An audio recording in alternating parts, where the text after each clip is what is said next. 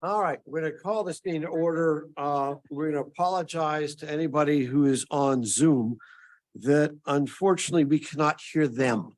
So anybody who is on Zoom and wishes to make a comment either at the citizens comments period or at the public hearing portion, please send us an email at KMCGill, G-I-L, as in Keith McGill, 2 L's, at mountlebanon.org. And then we can read that comment into the record. So again, if you're on Zoom, you're watching and you want to speak at either the public hearing or citizens comments, again, to email Keith McGill at KMCGILL@mtlebanon.org, and then we can read that into the record. So thank you again for your patience. Send it now. Yes, Yeah. send it right away, so we can get that in there. So having said that, we've been called to order. We'll do the Pledge of Allegiance and then we'll do the. Pledge Allegiance to the flag of the United States of America and to the republic for which it stands, one nation, under God, indivisible, with liberty and justice for all. Okay, Manager McGill, if you call the roll, please. Thank you, Mr. President. Commissioner Flynn. Present. Commissioner Grella. Present. Commissioner Ranny. Here. Commissioner Swager Wilson. We can't see you, but I know that you were there. And Commissioner Silverman. Here. All right, thank you. First on the list is commission and manager announcements. So Manager McGill, if you could. Thank you, Mr. President. Earlier tonight, Commission met in discussion session and received information and discussed the following items. We heard a summary of the traffic board's recommendations for the intersection of Cedar Board and Holly Crest Salem Drive intersection. Commission requested some additional information on that, so we will bring that back for a future discussion session. So keep an eye out for that. And then we also heard a summary of or review of the proposed traffic calming installations for the Arden Road area. We did reach a consensus on that. So next steps will be to put together the bid materials to get that out for bid. The goal being to try to have those improvements installed this summer while school is out of session. And unfortunately, we did not have time to go around and get updates from commissioners on boards that they are liaisons to, but we will do that at the next meeting. Prior to that meeting, the commission met in executive session to receive legal advice from the solicitor on a variety of topics and to discuss appointments to boards and authorities. Just a general note, the commission will hold a strategic planning retreat on Saturday, March 25th, 2023, beginning at 9 a.m. in room C of the municipal building to discuss the municipality's aspirational goals over the next 10 years. This will dovetail into the municipality's current comprehensive planning efforts. The next regular meeting of the commission will be held on Tuesday, March 28th, right here in this room, begins at 8 p.m. And here are the ways the public can participate. In person, you don't need to pre-register, simply show up at the appropriate time. And if you wish to speak, sign the sheet at the back of the room, or normally remotely via the Zoom webinar format. You don't need to pre-register, just click the link located on the meeting agenda on the municipal website. And if you wish to speak during the citizens' comments or during public hearings, simply use the raised hand feature on Zoom. You'll be notified when it's your turn. For tonight's meeting, as President Silverman indicated, you can simply email me at kmcgill@mountlebanon.org, and we will read those comments into the record. Thank you. You're welcome. For community highlights, Commissioner Flynn, if you could do the honors, since unfortunately Commissioner Swager Wilson's microphone is not working at the moment. Thank you, Mr. President. Right, and I see exactly why Commissioner Swager Wilson orchestrated this. Car number 1 in the north parking garage is out of service for approximately 6 to 8 weeks for safety repairs and modernization. We understand this creates an inconvenience for those with mobility challenges, but the work needs to be done to ensure the elevator is safe for everyone and it needs to comply with updated codes. Parking is available on Washington Road, across the street in the Academy Avenue lot, and in the south garage. A drop-off and pickup only spot has also been added outside 607 Washington Road. And thank you for your patience. Contractors have been working on the Vibrant Uptown project over the winter, but the work will intensify starting tomorrow, including demolition of sidewalks on the west side of Washington Road, going toward the municipal building. You can see the latest update of the contractor's schedule online at mountlebanon.org/vibrantuptown. You can also sign up for an email newsletter on that page. We send them whenever we have news and updates to share. And finally, Commissioner Swager Wilson is particularly proud of this next announcement. She was a former member of the Historic Preservation Board, and one of their responsibilities is educating the public about Mount Lebanon's National Historic District. The district has about 4,400 properties, including homes and businesses, and represents an example of America's earliest automobile suburbs. But one of the questions we get most often is, where is the district? To answer that question, the board recommended and the commission approved the creation of 250 historic district identification signs to be placed atop street signs within the district. Our great public works crews have begun installing these signs across town. We hope the signs help start conversations and create a sense of pride for our historic character.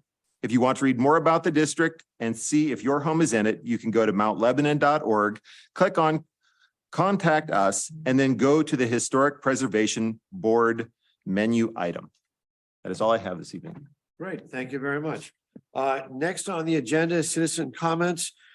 This is an opportunity for any resident to express an opinion on any topic pertaining to local government. The commission enjoys hearing from the public on various issues and learning about items to address in the future. If you have specific questions, we will try and answer them at the end of your comments. If we can't, we commit to getting you the answers as soon as possible. When I call your name, please come to the podium to address the commission. State your name and address for the record. In fairness, we ask each speaker to share their thoughts for 5 minutes. The community is as good as each person in this room.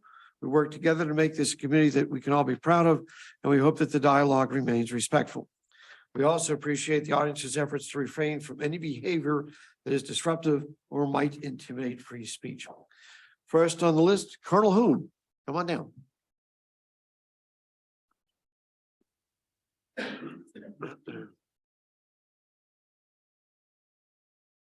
Bill Hoon, 456 Coolidge Avenue. Last meeting, I mentioned some things about a missile attack on the United States in the beginning of World War III. Well, I was talking about a land war because that's what my units would have done. We would have moved to Europe as soon as possible to confront the Russians. Now, there are other facets to this war. Submarine war is extremely significant. Russia has 67 nuclear submarines, all of them capable of delivering missiles to the United States. The United States has 69. I believe our boats are better boats, but the technical I'm not into. We do know that at least 2 Russian boats would be stationed between 300 to 500 miles off the East Coast, with Washington, D.C. as the primary target. What they want to do is actually catch Congress in session, catch everybody in Washington, and decapitate our political leadership as quickly as possible. To do that, they need to get missiles into our country within 15 minutes.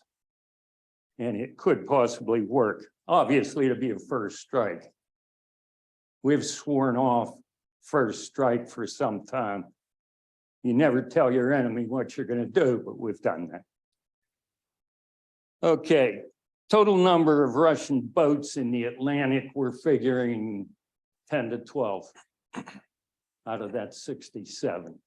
I know absolutely nothing about the Pacific Theater. That was not what my unit was going to be aiming for. We were going east. When could this happen? Well, half hour to never. Maybe never. We're hoping never. But at this point in time, there are 6 areas of the world where a nuclear war could break out today. 6 areas.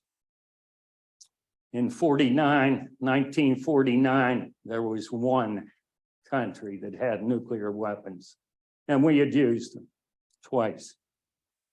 Now there are 6 areas where it can break out. The odds are going up to having a significant problem. And we've already had 6 different issues around the world where if it wasn't for things going just our way, we would have had our war.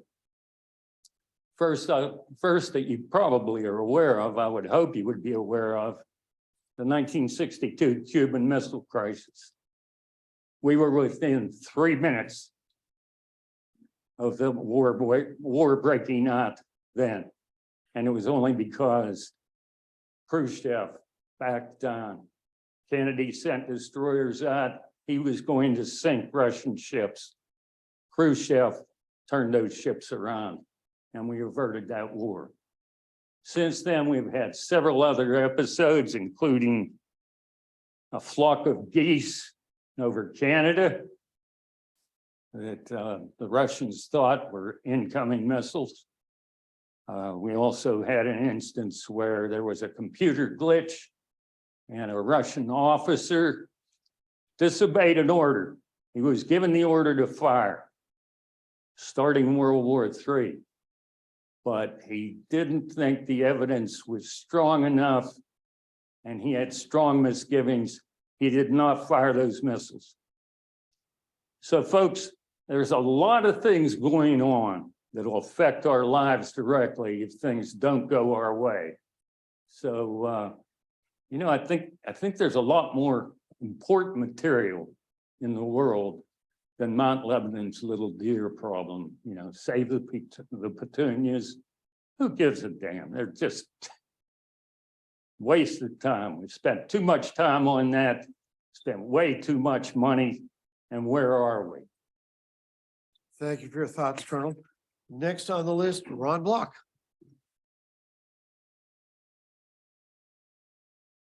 Evening, everybody.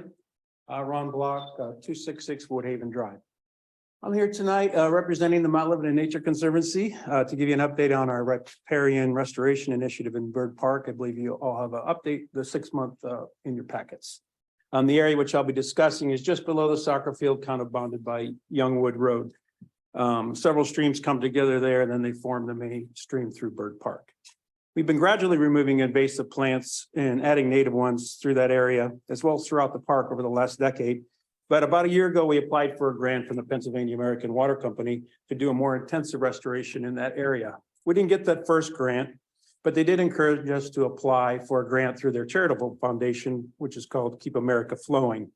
And thankfully, that grant was awarded in August in the amount of $16,217.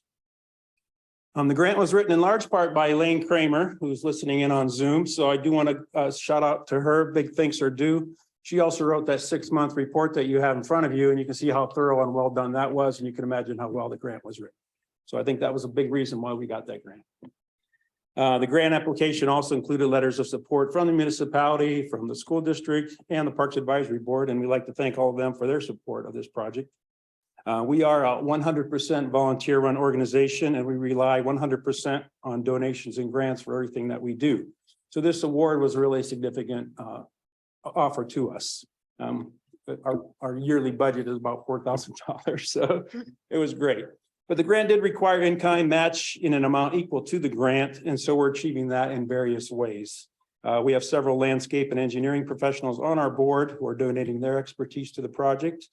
Argentine Productions is helping us with in-kind help with an interpretive signage.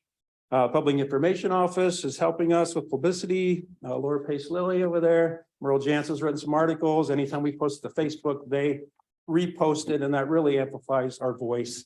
It really gets the word out, helps the volunteers to show up. So thank you. We'd also like to, of course, thank the Public Works Department, Rudy Succo, Phil Lavolio, Dan Kirk, and their whole staff. They've helped tremendously. In the fall, they felled about 24 trees that were dead ash trees that had been killed by emerald ash borer. So that kind of was one reason this area is really denuded of trees. But they came in and took care of that. They treated poison ivy in the area to keep it safer for our volunteers. And they're chipping the woody brush that we are collecting. Over the fall and winter, our volunteers have removed hundreds of invasive honeysuckle, privet, and multiflora rose bushes, and English ivy and privet. These plants are preventing the forest from regenerating because they're so thick that the plants can't come up through them. So up to date, just on this project alone, Conservancy volunteers have put in over 400 hours of volunteer time. We currently have 24 trees, dozens of native trees, shrubs, grasses, and perennials on order, and those should be arriving soon. There'll be about 50 new trees of 32 different species and a similar amount of shrubs. And some of these species are not currently represented in our park, so that will also help expand our arboretum offerings. We'll be also installing close to 1,000 native perennials, grasses, and sedges of 25 different varieties. And we kind of hope this area will serve as a nucleus of desirable native plants that will then spread throughout the park as we clear invasives from the rest of the park. It may not look like much at first, but we do hope that in the future, in the coming decade, the improvement will be noticeable. The next few months will be very busy as we install the new plants, and we'll be in the park quite regularly in the coming weeks. I'll be happy to show any of you the progress that we've made on this project, as well as some of the other work that we've been doing in the parks over the last several years. You can read more about us at lebonature.org, and you can contact us at lebonature@gmail.com if you'd like to come and take a look. If you have any further questions, or if you'd like to come and help plant some trees, we'd love to see you. Thank you. Perfect. Thanks, Ron. Appreciate it. Next on the list, Rob Mackey. Good evening, Rob Mackey, 610 Royce Avenue, on behalf of your Parks Advisory Board to comment on the Nature Conservancy project. It is evidence of the continued partnership between the Conservancy, Public Works, municipal staff to improve the habitat in our parks. The dedication of the volunteers over more than a decade in a couple of cases is impressive. The level of work is professional, as you can see in those documents. I look forward to continued engagement with the Conservancy and partnership as the township takes on its forest and invasive species management project. We will use your experience, Ron, and also draw on the volunteers' labor in the implementation of that plan, hopefully over the next several years. And just general comments on the Conservancy. They reported to us in the most recent parks meeting, the array of activities they offer is wide to all ages.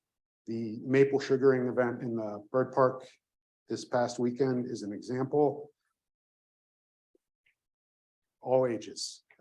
You can see in that documentation about the riparian project, the little baby strapped to a tree planter's chest as evidence. And I think this is unique in that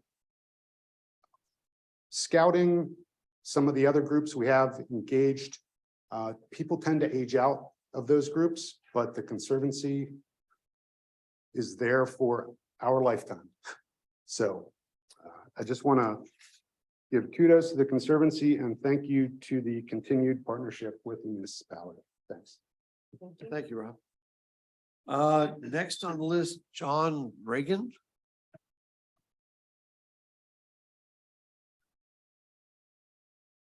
Good evening. My name is John Reagan of 667 Florida Avenue, and I'd like to make a statement against opening a line of credit with WesBanco Bank as outlined in the agenda.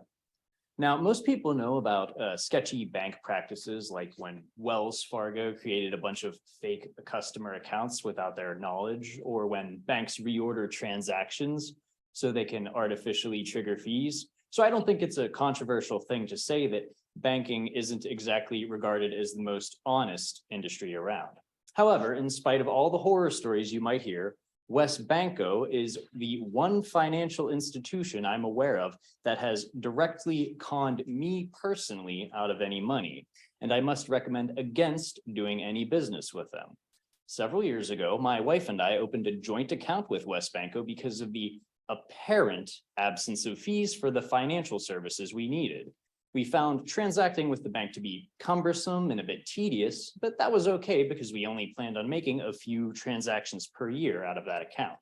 However, within a couple of weeks, I started noticing small, unexplained charges on the account that I quickly realized were arbitrary and rather uncompetitive transaction fees being levied by WesBanco without our knowledge or consent. In fact, the timing seemed almost intentionally sneaky so as to go unnoticed by someone who doesn't check their account balances as neurotically as I do. We quickly closed our account, but I can only assume that WesBanco has scraped millions of dollars from thousands of unsuspecting customers this way. Long story short, I complained to the FTC and got a nice long-winded letter from some professional C-suite type assuring me that WesBanco would never do such a thing. And even if they did, they've definitely stopped doing it. And I should read some non-existent clause and some very real paperwork that I somehow didn't have a copy of, even though I'd meticulously saved and quadruple checked all of my documentation before ever submitting the complaint. It was all very lazy. I mean, they didn't even go to the trouble of having some unpaid intern retroactively forge the paperwork they were supposedly quoting. They were just like, trust me, bro, there was totally a document saying we could take the money. Anyway, in spite of all of this being over a rather small amount of cash, it is still my right to be extremely petty and to speak ill of their bank at every opportunity I get. I doubt my little story will do much to sway the commission to reject what I assume is an inevitable decision, but I hope that I have at least made some impression. That is all. Thank you. We appreciate your thoughts. Let's see if we heard from anybody who said anything from online. Yes, I'm sorry, I'm multitasking. Okay. Give me 30 seconds. Okay. So I have one comment for public comments and then one for the public hearing. I have a comment from Aaron Steinfield. I will just read that to you. I am a resident of 250 Arden Road and regularly see the high volume of traffic on the road. I have a background in transportation research and was not surprised when the study revealed large parts of Arden are well over the recommended metrics for traffic. I strongly support modifications to Arden Road in order to bring traffic more in line with the recommended levels. As someone who also walks around the neighborhood, I also recognize the importance of providing safer crossing at Arden and Overlook. This intersection is especially problematic during the walk to school periods and would greatly benefit from the upgrades. I also regularly see drivers take the right-hand corner from Beverly onto Arden at very high speed. I personally tried to take that corner as wide and slow as possible due to the danger the current configuration creates for nearby residents and pedestrians. Again, school kids attempt to cross Arden at Beverly, and the long distance and high speed of cars turning from Beverly is alarming. It is only a matter of time before something terrible happens. Reconfiguring this intersection will have significant safety benefit to local residents. Thank you for your work, and I hope you support the updates to Arden Road. Aaron Steinfield. Great. Thank you very much. That concludes the citizens' No, comments. Oh, I think wait. there's some people Oh. that maybe didn't know how to sign up. Sorry, we were in the discussion session, I didn't sign up. Oh, yeah. Could be possible. Absolutely. Yeah. What I'm signing here, you was jot his information. Who didn't get I to think sign up As to long as do he that. uses his name and address.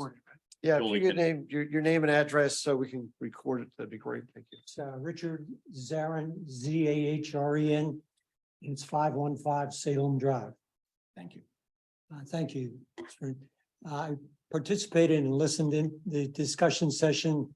I'm very encouraged with the work that the traffic committee did and the research that they did. I think one thing that wasn't emphasized enough, though, and it's difficult for them to measure quantitatively, but you had a number of people in the audience who will testify of the number of near misses that take place there. That really specify what a dangerous intersection that is for the kids, the adults, everyone who uses the traffic. Commissioner Finn, as you talked about, that's a major artery And it will only get heavier with no protection of crossing guards in the summer. And so I just want to make the point that all of the discussion about traffic there, I agree 100%.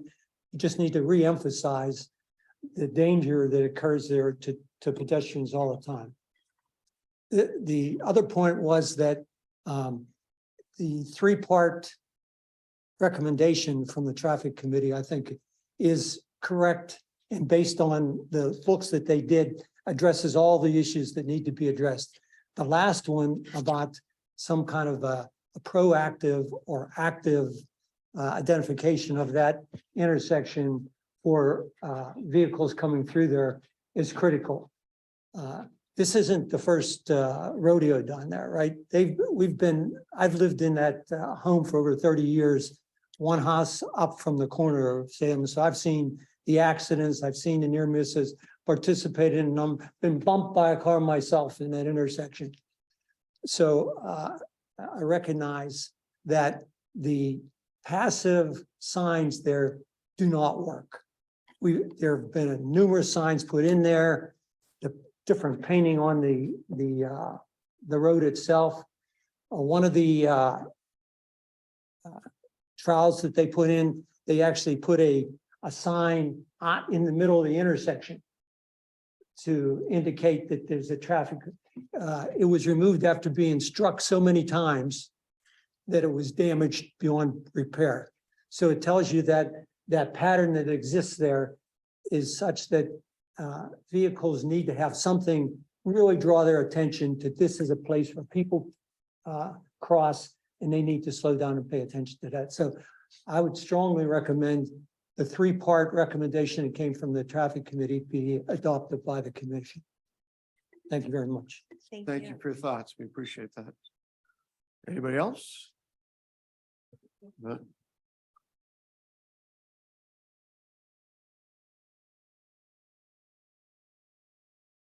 My name is Paul Raff, 120 Rockhaven Lane. Thanks for taking the time. Thanks also again, I was at the traffic board meeting as well with a lot of these people. I just wanted to convey kind of the near miss that I experienced as well. In this case, so I do the math club at Jefferson Middle School. So I was coming home from math club and one of the students in math club was walking home and crossing Cedar on Salem towards the tennis courts. Clearly afraid to cross the street. I was there at the intersection. I turned in and stopped and gave an indication that they should cross. A car behind me sped up and sped around and through the intersection as the kid was about to cross. And so I felt bad because I felt somewhat complicit in this situation, but it's an example of one of these near misses that I have to understand happen a lot at this intersection. So I'm definitely confident that something's going to happen here, and I definitely appreciate that happening. I want to indicate that this summer is a good time for that construction to happen as well. So I hope we can expedite and get a solution there in place soon. Thank you. Okay, thank you for your thoughts. Last call. All right, no, we got one. Okay. Feel like an auctioneer going once. My name's Tracy Ford, 201 V-Lynn Drive. I grew up on Salem. I live on V-Lynn now, and my son crosses at that intersection a lot. His friend Leo is the boy who was hit this summer, just going home from the pool. The boys were at the pool and he was crossing on his bike. Fortunately, he was okay. But just wanted to, again, strongly support all of the considerations that you're looking into putting into place there. I think it will make a significant improvement in safety. I've witnessed close calls. My husband was coming down the road in his truck, stopped to let two little girls cross on bikes. Again, the person behind him just went around and almost picked him off. And that's not unusual. And those are things that don't show up in the reports. So thank you for your consideration. The one other thing to Commissioner Grella's point about the flashing lights, maybe giving people a false sense of security. I think that's really interesting and very valid. And would like to consider, and it's something I guess I could do as a parent, since my son goes to Jefferson, work with maybe Jefferson, see if when the police officers come into the school to do the regular safety things, maybe they just do, okay, explain how these crossing things work, that you can't just step out into a crosswalk, because grownups think that too. So I think an educational component could be a good add-on to whatever improvements you make, especially for school kids who use that area regularly. So thanks. for Yeah, your we consideration. didn't have time to talk about it in discussion session because we ran over a few minutes, but I think that educational part of it, to be honest, I don't know what our current educational plan is for a lot of the crosswalks.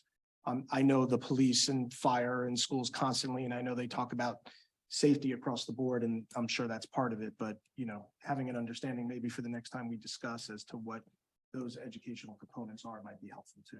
Yeah, I believe we're still running a feature in the magazine for Look Up Levo. We touch on different elements every month, so we could do a short, educational piece in there as well. Get something, I think your suggestion about getting something into the educational messages that the police deliver in the school makes a lot of sense. So again, we'll look at it from a couple different approaches. Thank you. Thank you. Last call. All right, with that, we will close citizens' comments. Again, thank you to everybody for their thoughts.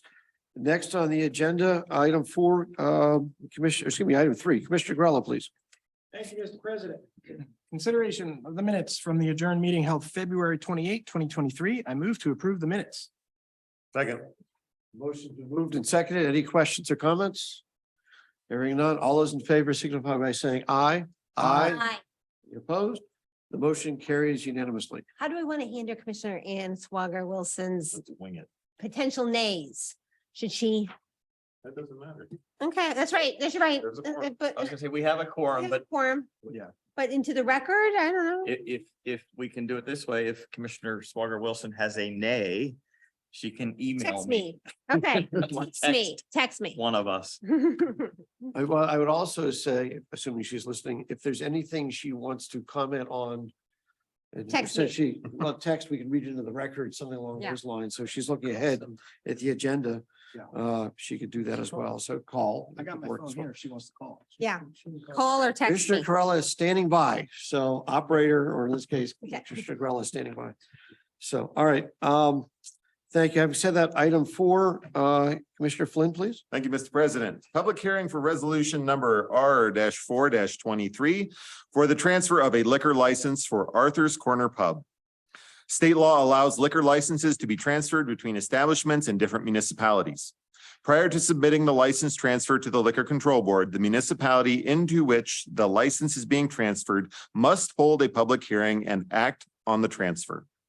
Arthur James LLC has a lease for property located at 4 Bower Hill Road, Pittsburgh, Pennsylvania, 15228, and is seeking to transfer a liquor license to the existing Arthur's Corner Pub at this location.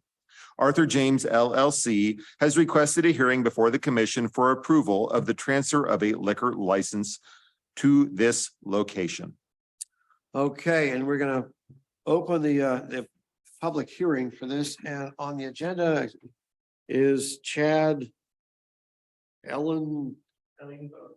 That's it.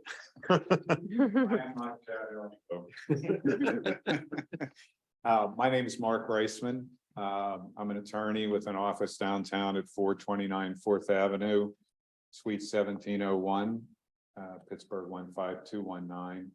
My principal area of law practice is before the Liquor Control Board, liquor licensing, compliance, buying and selling and such. And I represent Arthur James LLC. To introduce Chad Ellingbo, he is actually the CEO of 2 restaurants whose names you might recognize: Federal Galley on the north side, and also Galley at Bakery Square, which is in East Liberty. And he is involved in the everyday operations of those licenses and those restaurants, and has been for a number of years. And so has an amazing amount of experience in operations. He will also be the person that opens the proposed establishment that we're here for tonight. And which, as I understand, was open until about a year ago. And that license is gone. I don't know where it went. Somebody bought it and moved it. And so therefore the need to move another one in there. So with that said, I'd like to bring Chad up here and give you a little presentation and then answer any questions you might have. Thank you. I'm Chad Ellingbo, 402 Alpine Avenue, 15212. As Mark said, I operate Galley Group. We have the 2 locations in Pittsburgh and 1 location in Minneapolis. And we have been guests of Corner Pub in its original form and are looking to open up Corner Pub pretty much in its existing space and pretty much the same as what it was, but just with the adaptation of a full liquor license, keeping the same neighborhood vibe, same pub feel, and introducing, more options for the everyday guest to be able to capitalize and make a better experience, but also build a bigger business. We operate Federal Galley Bakeries and Galley Bakery Square and have a positive track record there with our operations, and look forward to being a part of the community here in Mount Lebanon. One of my colleagues is goes to church in the area, is a past guest of the Corner Pub, and has a lot of history in terms of who the regulars were and what the space was. And so we're looking to continue that legacy, if you will, of Corner Pub. Is there a plan to have food there? And if so, is more dinnery, more snacks? What's gonna? Yeah, so because of the space, there's not a lot of opportunity to cook, but we will have, in a true kind of corner bar feel, frozen pizzas, popcorn, other sorts of prepackaged snacks. Thank you. Any other questions from commission? I have offices still and have had offices in the past up at on the north side, and have been to Federal Galley. It's very well run. It's a very nice place. I'm sure it has its issues like any other place, but all the times I've been there, it's very well run and it's a great place. So I have no issues here. Thank you. Normally we'd ask Ian, except since we won't be here. We have a comment from Ian. Okay. Let me read that. That's Ian McMeans. He's our municipal planner and assistant manager. Ian indicates notifications were sent to the police department, fire department, inspections department, Mount Lebanon School District, and Ave Maria Academy, which is across the street from the proposed location. No written responses were received, raising any concerns with the application. Okay, thank Well, you. I should add, I've heard from residents that were very disappointed that Corner Pub closed, and they've been very excited to hear that another similar type establishment will be opening. So, I can say every time we're in there, we have guests knock on the door. yeah, Ask Are you if we're open yet? open or what we're doing. So Yeah. we can see that the neighborhood is excited for it to be back.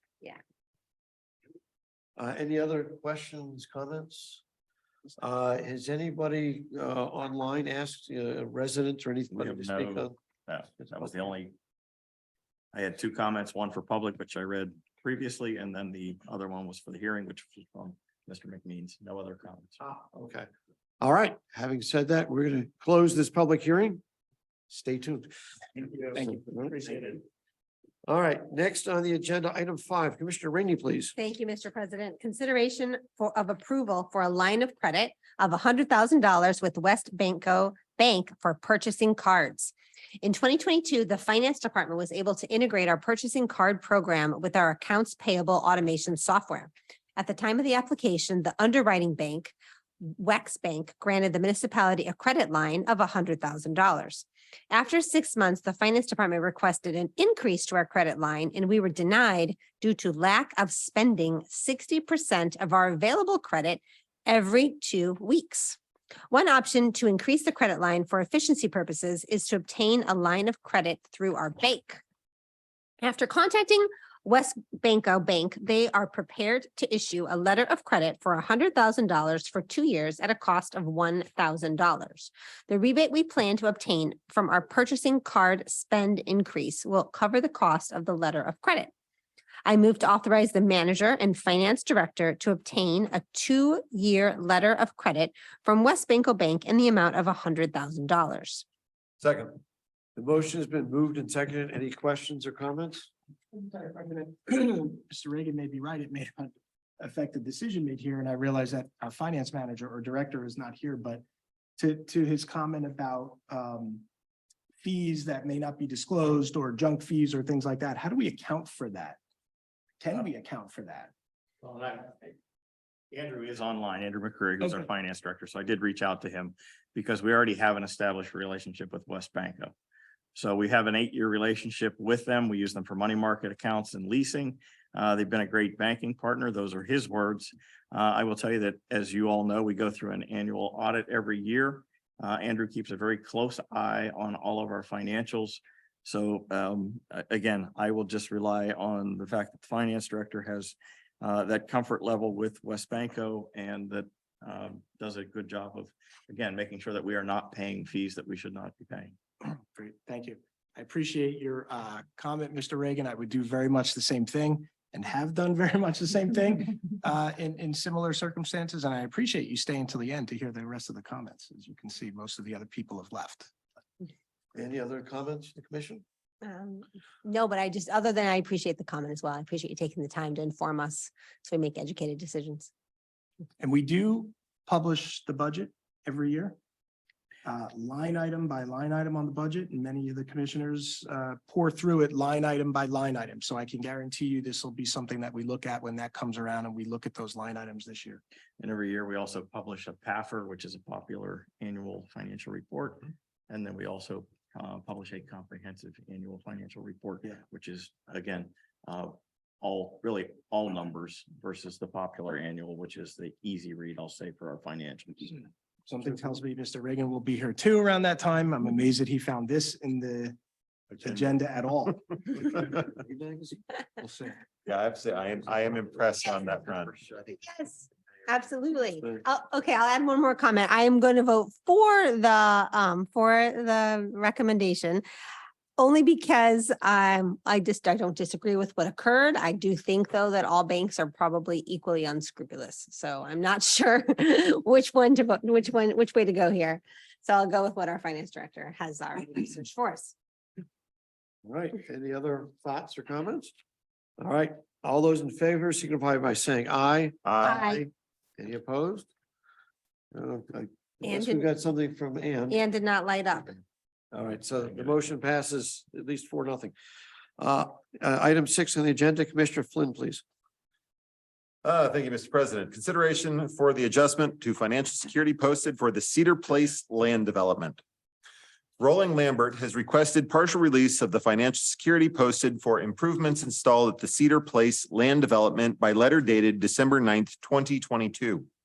The request has been reviewed and verified by the municipal engineer, and he is recommending approval of the partial reduction of financial security posted from $47,835.70 to $25,528.70.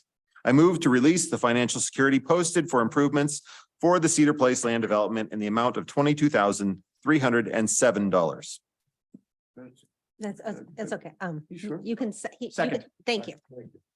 The motion's been moved and seconded. Any questions, comments by commission? Yes, I do have I have a statement that I'd like to file with the minutes of tonight's meeting. I'm abstaining from voting on this matter, the Cedar Place item, as I may purchase one of the townhomes. Okay, thank you. Any other questions or comments? All right, all those in favor signify by saying aye. Aye. The opposed? And we have one abstention, so the motion passes. I'll say 3-0 to 1. Item 7, since Commissioner Spargo Wilson is not, who's going to take that? I'm happy to. Yeah, go for it.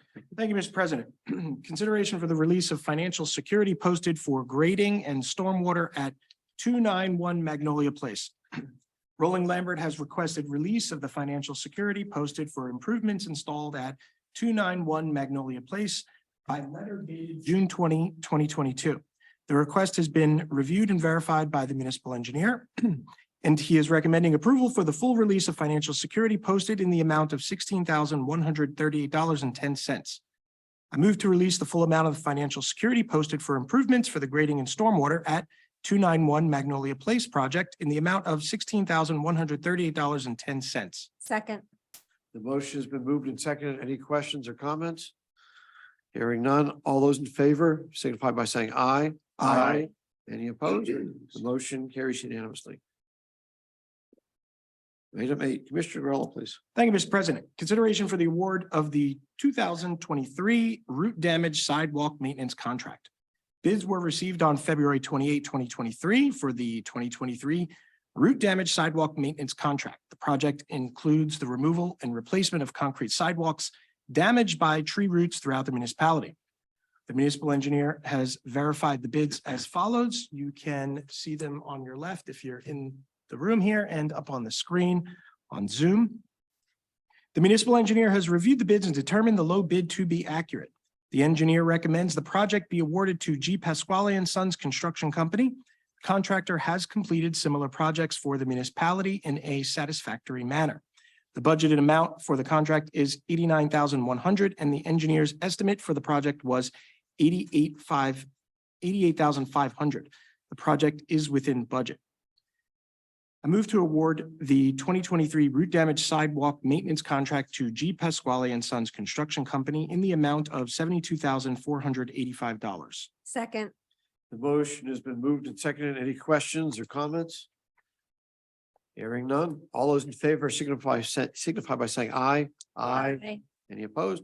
The motion carries unanimously. Item 9, Commissioner Rainey, please. Thank you, Mr. President. Consideration of bids for the annual street sweeping program. One sealed bid was received on March 7th, 2023 for contractual street sweeping as follows, and you can see it on your screen. Ike Construction for a total of $62,700. The bid was advertised in the Post Gazette, posted on the municipal website, and specifications were sent to 6 contractors. The low bid, and also the only bidder, has provided similar services in the municipality. $69,200 has been appropriated in the 2023 operating budget. The Director of Public Works recommends the award of the 2023 street sweeping contract to Ike Construction Incorporated. I move to award the 2023 street sweeping contract at a total cost of $62,700 to Ike Construction, Inc. This contract provides 3 complete sweeps and a maximum of 30 business district sweeps in 2023. Second. Motion has been moved and seconded. Any questions or comments? Hearing none. All those in favor signify by saying aye. Aye. Aye. Any opposed? The motion carries unanimously and. Before you do that. Okay. I have email confirmation from Commissioner Swager Wilson that she is an aye for all of the agenda items that required a motion, which would be items 5 through 9. Terrific. Anything else? All right. Having said that, we are adjourned. You're welcome. All right. Narrow Cedar.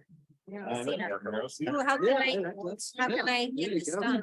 Narrow Cedar. Technology to its great. Yeah, but not the narrowing Cedar, the rest of it. Yes, I'm not signing it. That is narrow. Oh, it's near the intersection. Right, It's not- yeah, they just put it up. Not for pedestrian corridor, you kind of. This might be a line. It's near all that, like the sidewalk, like Ralph suggested, and then it'll really slow. All right. Yeah. Hello there. Yeah. You're quite welcome. You're happy, except we've already got parking. The financial. So sidewalk, but we already parked on both sides. but there's no sidewalk. I was gonna say something. No, but we already have parking. So narrowing it even further, I think we're trying to narrow it down this area that is, it would naturally be narrowed by parking, but we don't allow parking because of the. So this So is. that's good where it needs to go around. Okay, Yes. so hopefully. if Absolutely. they're doing it, next part Full of the whole- is the folder. Yeah. So thank you. There. Right, all across the section there is to do something. Using the same, right, do something, right, that would actually make people go, whoa, I'm totally in a different space. Shorter Right? So that's the kind of thing that Maybe crosses my mind. Streets does that though. Maybe we just do the intersection now. Yeah, I think And just then now, come right, back to it. because that's just a circle.